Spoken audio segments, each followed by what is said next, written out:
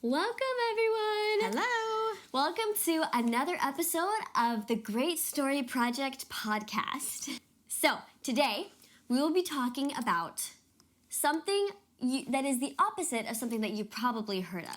You've all probably heard of SMART goals, right? You know, they're attainable, they're measurable, all these things, right? But you probably haven't heard of dumb goals. And these goals are demanding, unrealistic, meaningful, and bold. So today, that's what we're going to be diving into. Have you ever struggled with finding meaning and purpose in everyday life? My name is Mindy. And my name is Kayla. And this is the Great Story Project, where we share how life-changing adventures don't just exist in fairy tales, but in real life. And even you can make your own life story great. Okay, so we're so excited to talk about this topic of dumb goals. This is actually super near to both of our hearts. We've got some cool stories for you today, but we're going to be going over 3 main points while we're talking about this. So point number 1 is, how do you get to a place where you can even have a desire to make a big goal? Second is, what's the power behind such a big goal? And third, we're going to share ideas of how to dream big. Okay, here we go. So first one, how do you get into a space where you want to dream big? And as we were talking about this and getting excited for this podcast, it came to us like being in the creator space is the key.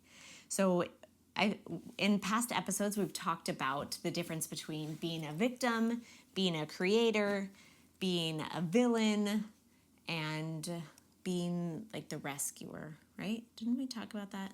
There's a couple of different different words, different names that we share when we're talking about these different mindsets that we can be in. So today we're just going to be talking about the victim mindset versus the hero or creator mindset.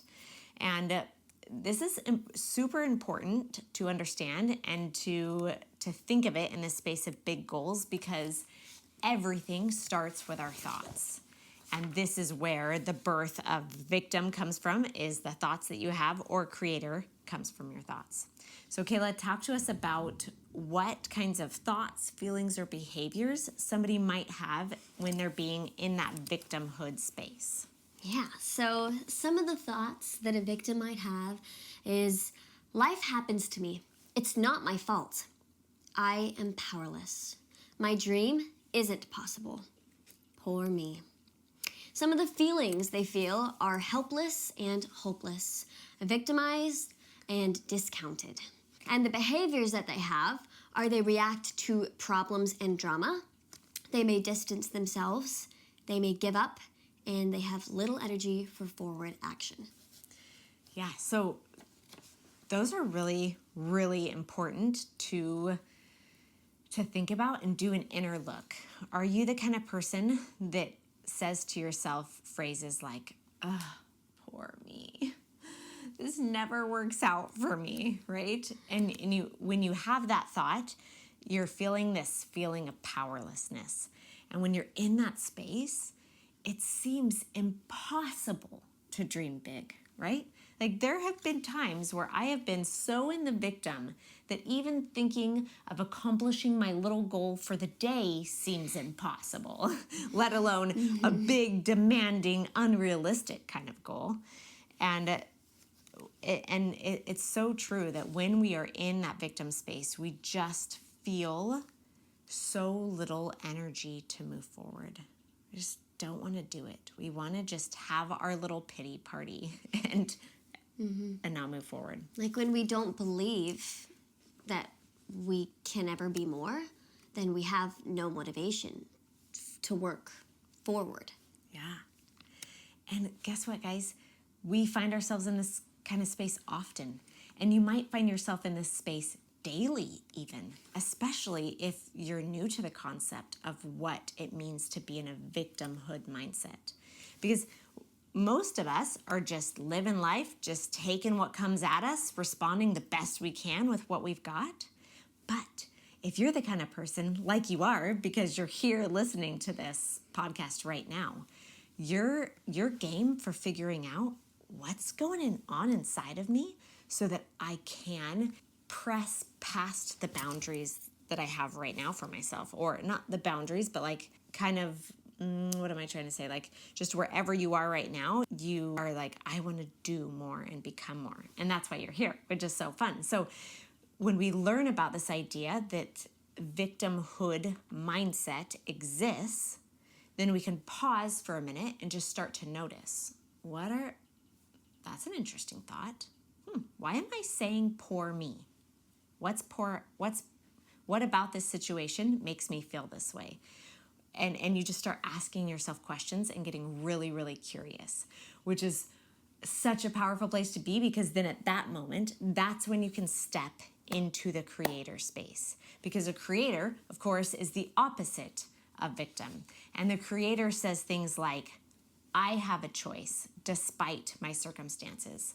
I'm dedicated to continuing to grow, and I will focus on what I can create.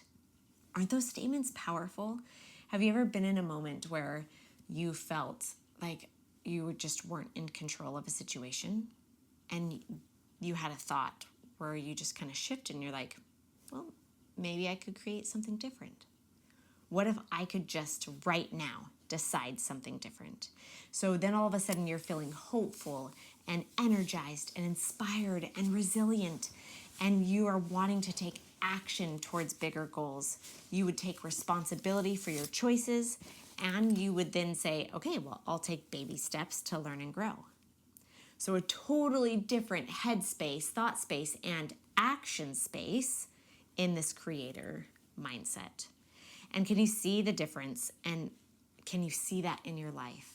There are times where I have been in both. Like even just this last weekend, we were actually traveling on Easter Sunday, which was not my favorite, which even as we were making the plans, I was a little bit grumbly and like, I wish it was different, but the trip was worth it. And so at the airport, I'm sitting there thinking my grumbly thoughts, my victim-y thoughts of like, I'm never going to do this again. I'm never going to travel on Easter. Like, how am I even supposed to really celebrate Easter in the airport, right? And I'm having all of these kind of like powerless thoughts. And all of a sudden, I had this like beautiful realization. I feel like it was the Spirit. It was Heavenly Father whispering to me like, but you can be a creator right here, right now. And I was like, I can? What would that look like? What would it look like if I just practiced my faith inside my mind and my heart in an airport? What would that look like? Could I make that work? And all of a sudden I was like asking myself all these like really interesting questions. And I was like, do I even want to do that? What if I don't? What would that mean? Would that be okay? Could I create something different in the future? And all of a sudden I just started asking myself these empowering questions, and my whole like energy shifted after that. And that's what we're talking about. Those little shifts can get you to a place where you'll want to dream big. Okay? So if you've never thought about the victimhood mindset and the creator mindset before, watch what we just said again a few times and go do some research about it, because it's key. It is so key. Okay, let's talk about the second part, the power of the big goal. Okay, I'll start this one out, and then Kayla will share some thoughts about this too. So I was first introduced to this idea of big goals by my mentor, Greg Denning and Rachel Denning, and they have always inspired me. I've watched them from afar do incredible things, and I used to think, well, that's their life. That's not quite like my style. Until I just kind of sat in the thoughts a little bit more, and month by month and year after year, I kind of started to warm up to the idea of maybe I could do something big and crazy. So Matt and I, our whole family's on a trip during a summer trip, and we're getting an email from our mentor, Greg Denning, and he's like, who wants to climb Mount Kilimanjaro? And I brought it up to Matt, and we're like, ha, ha, ha. We were kind of like laughing to each other. Oh, wouldn't that be fun? Nope. I was like way beyond us, right? And we just like disregarded it for a moment. And then all of a sudden it was like, I don't know, we kind of gave each other this side eye and we're like, could we climb Mount Kilimanjaro? Like, no, we're not mountain climbing people. I mean, we love hiking, but like, it's gotta be really hard to climb Mount Kilimanjaro. It's the highest freestanding mountain in the world, and it's almost 20,000 feet. Ah! Like, who does that? Not me. But guess what? Matt and I did do it. We did climb Mount Kilimanjaro, and it truly was a life-changing experience. And guess what? The minute we did say yes, that's when the growth started. Because, hello, at that moment when I said yes, I was not the person ready to climb Mount Kilimanjaro. I had to take so many steps and so much growth to become the kind of person that would do that. But I was so ready and I was so inspired because I had been practicing the mindset of creator. I'm like, no, but I could. I could do something like this. And I know I'm not there yet, but I could figure it out because I figured other stuff out, right? And that's what creators do. They just like figure it out. And so we said yes, and we learned and we grew. And what was so interesting about it is, of course, like you have to be physically in shape to go do such a thing. And I wasn't there yet. So Kayla and I, we got gym memberships. Matt did too, but he would do a different gym because of our locations. And there are no mountains in Houston, so I had to walk the stair stepper. And there I was, day after day, starting small, because I could only do like 15 minutes at first. And then I would up the increments every 5 minutes. I would add more weight to my backpack, and I would just sweat it out. And there were days where I did not want to do it, you guys. There were days where I was like, this is ridiculous. What is happening? But I did it because I was inspired by my goal. I did it because I knew that I would change if I did this. And guess what, you guys? I did change. Matt and I changed when we accomplished that and we came home. All of a sudden, my eyes and my heart and my spirit opened up to possibility. And we're like, oh, I thought, I can do whatever I put my heart to in the future. And every good thing, maybe every good thing, I don't know, lots of good things came from me accomplishing that big goal. And I feel like I can conquer and add anything because I did that. I also felt that way when I had babies at home. But it was like, that was so long ago and it seemed so far, but like now I had done this thing and I could do anything in front of me. So that's kind of like my testimony to, yeah, I did do a big, dumb goal. And it was demanding. It seemed unrealistic at the beginning, but it was really meaningful because I knew that by doing it, I could accomplish great things. And not just that, I just knew that it meant more than even that one thing. And of course, to do it with Matt was super meaningful. He had just conquered cancer. And together we were like, we are choosing to live. So that was really meaningful for me. And then bold. Yeah. Who goes and climbs a 20,000 foot mountain? With no experience. Just do it. You just do it, literally baby. Never been backpacking Woo! before. I know. Well, we did practice some before then, and it was you awesome. went on one Love it. backpacking trip. Okay, one. Yep, it was amazing. So, okay, Kayla, anything you want to say about this idea of like the power of a big goal and the inspiration that it holds? Well, I did not climb Mount Kilimanjaro, but I was there every step of the way, and I was there every step on the Stairmaster.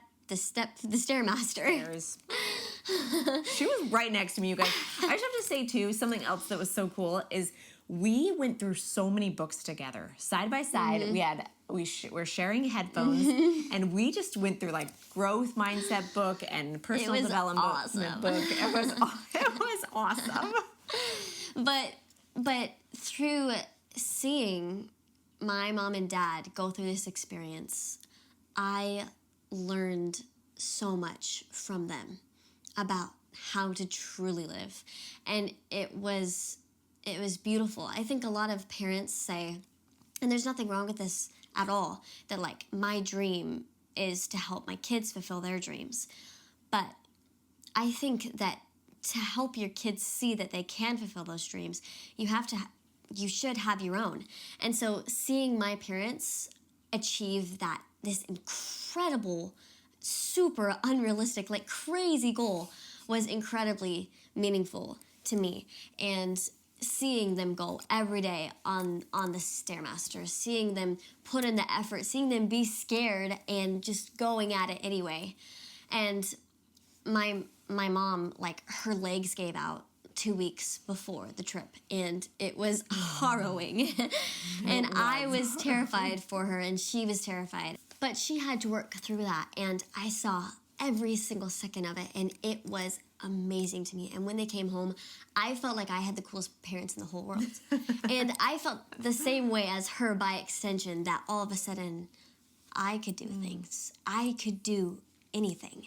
And these dumb goals aren't just important because they're fun or just for the fact that they're big and huge, but because they change you. You literally cannot achieve one of these dumb goals and come out the same. You cannot. Yeah. It changes you forever. And so the important part is having those experiences, constantly looking towards one or several big dumb goals, because like you said, having kids at home, crazy, but that was years and years ago. And I can't live on that forever. We can so easily forget and fall out of the empowerment that we get from dumb goals. So we have to constantly be looking towards a new, huge, crazy goal, and only then, and through the process, it's not just summiting the mountain, like we said, it's not just about the waterfall, it's not just about the destination that's important, but the journey that it takes to get there, and through all of it, you change. And that's literally the purpose of life. That's worth it, you guys. It's so good. That is to live. So to change. You have a dumb goal right now. Yes. What's your dumb goal? To write a book. To write a whole book. That's demanding. By the end of this year. Meaningful and bold, I should say. Yeah. So Very cool. by my parents deciding to climb Mount Kilimanjaro, that was the beginning of an incredible last year. They climbed it in February, and after that, we moved. We went to Africa again. We did so many crazy things, and I decided to write a book. And it all spurred from that moment of deciding to climb the mountain. So then I created a whole mountain recipe, a mountain formula. That's going to be in our next podcast, so get excited for that. But this concept leads us to our final point, which is, how do we dream big? How do we even make this happen? And Kayla, what you just shared is perfectly like our first leeway. Point. Yep. To find excellent examples. Talk to people. So tell it. Well, I feel like you can tell us all these because you've got some good ideas for this. Yeah, so recently I've been interviewing tons of authors and writers, and it's been a really interesting experience. And I mean, I just get to see lots of other people who are achieving the goal, the dream that I'm trying to achieve right now. And so one of the great ways is to learn from other people, whether that is through interviews or through other close friends that you have in your life. Yes, or through watching movies or reading books. Yep. And that's kind of actually the point of this whole podcast, and the whole point of listening to podcasts like ours. The whole point of why I write good stories in the first place is so that the people who read those books can learn from the people inside of the books, can learn from their dumb goals, from their adventures, from their dreams, so that they can take ideas for their own life. So yeah, learn from other people, read those stories of other people, listen to other people's lives and adventures, because you can learn so much and gain ideas and get inspired by them. Exactly. Okay, and then another tip we have for you of ideas of how to dream big. Where do you start? You might be thinking, do I have to climb Mount Kilimanjaro? Yes, you should. Oh, but not necessarily. So there's a couple of different areas of our life.